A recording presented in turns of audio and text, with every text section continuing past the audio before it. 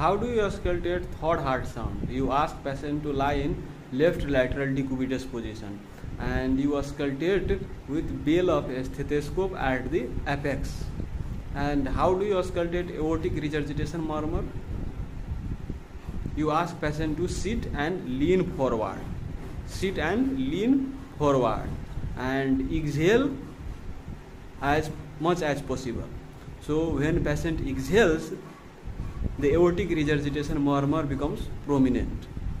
So ask to sit and lean forward and exhale, and you place the diaphragm of the stethoscope firmly at the left sternal border at the second or third intercostal space.